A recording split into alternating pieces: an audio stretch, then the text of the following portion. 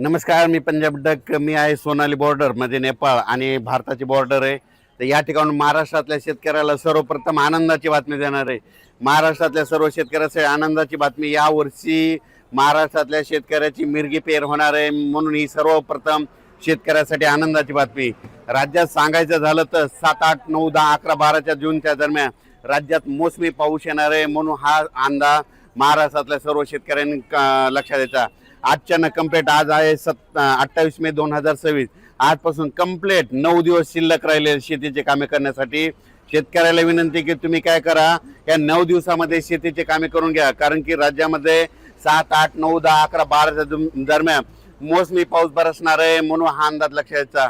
आणि सर्वप्रथम सांगू इच्छितो की राज्यामध्ये सांगायचं झालं तर की हे जे मोसमी पाऊस आहे, तर खरं तर पहिलं तर काय होणार आहे, 31 मे पासूनच 31 मे 1, 2, 3, 4, 5 जूनच्या दरम्यानमध्ये पूर्व विदर्भ, काही भागात पश्चिम विदर्भ, दक्षिण महाराष्ट्र, उत्तर महाराष्ट्र, कोकणपट्टी, खानदेश, मराठवाडा सगळीकडे काय होणार आहे, काही भागामध्ये 1 जूनला येईल, काही भागात 2ला, काही 3ला, काही 4, 5, 6, 6 जूनपर्यंत दररोज वेगवेगळ्या भागात चांगला जोराचा पाऊस पडणार आहे, म्हणून हा अंदाज महाराष्ट्रातल्या शेतकऱ्यांना लक्षात यायचा.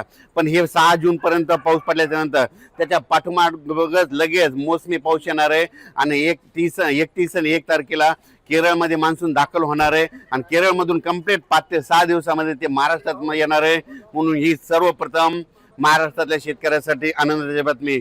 माझी सगळ्या शेतकऱ्याला विनंती, आजच्यानं कंप्लीट 9 दिवस शिल्लक राहिलेले आहेत. तुमचे कामं करण्यासाठी 9 दिवस आहे. तुम्ही शेतीचे मशागतीचे कामं करून घ्या, कारण की राज्यामध्ये पावसासाठी खूप पोषक वातावरण आहे.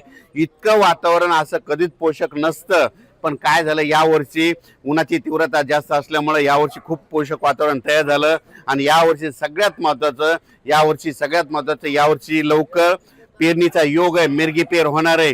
कापसाच्या देखील बऱ्याच शेतकऱ्याचा काय होणार आहे, 2-3 टप्प्यामध्ये लागवडी होणार आहेत, कारण की काय होणार आहे, काही काही भागामध्ये 1 जून ते 6 जूनच्या दरम्यान काही ठिकाणी खूप जोराचा पाऊस पडणार आहे, काही निरंक राहील, काही भागामध्ये जास्त पाऊस पडणार आहे, म्हणून हा अंदाज महाराष्ट्रातल्या सर्व शेतकऱ्यांनी लक्षात घ्यायचा. तेलंगणा, कर्नाटक आणि मध्य प्रदेशच्या शेतकऱ्याला सांगू इच्छितो की तुमच्या इकडे देखील काय होणार आहे की यावर्षी लवकरच पाऊस येणार आहे. खरं तर तेलंगणा आणि कर्नाटकमध्ये यावर्षी लवकर पाऊस येणार आहे, म्हणून हा अंदाज तेलंगणातल्या सर्व शेतकऱ्यांनी लक्षात घ्यायचा. कर्नाटकच्या देखील सर्व शेतकऱ्यांनी अंदाज लक्षात घ्यायचा. आंध्र प्रदेशच्या शेतकऱ्यांनी देखील अंदाज लक्षात घ्यायचा आणि आपण आपल्या पेरणीचं नियोजन लावायचं. सांगायचं झालं तर यावर्षी सगळ्यात महत्त्वाचं म्हणजे एवढं पोषक वातावरण कधीच नसतं, पण यावर्षी सगळ्यात चांगलं वातावरण आहे.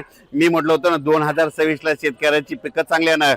ज्या वर्षी पेरणी लवकर होते त्या वर्षी शेतकरी मालामाल होतो, म्हणून हे लक्षात घ्यायचं. शेतकऱ्याला एक सांगू इच्छितो की यावर्षी देखील काय होणार आहे, ज्यांनी जर गडबड केली तर त्यांच्या काय होणार, 3 म्हणजे लवकर पेरणी होतील. मध्ये 7, 8, 9 ते मध्ये 15 पर्यंत काही जणांच्या पेरण्या होतील. त्याच्यानंतर काय होईल, 17, 18, 19च्या दरम्यान एक पाऊस येईल, त्याच्यामध्ये काही जाण्याचे होते.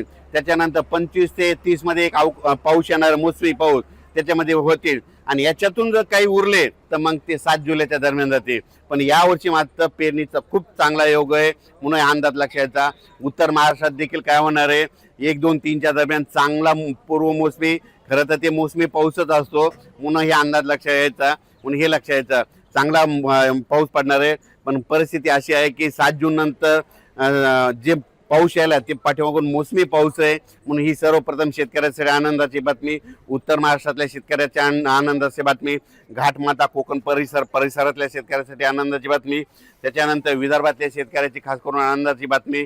यावर्षी लवकर पेरणीचे योग आहे. यावर्षी 7, 8 जून 10, 11, 12 दरम्यान राज्यात चांगला मोसमी पाऊस येणार आहे, म्हणून हे अंदाज लक्षात.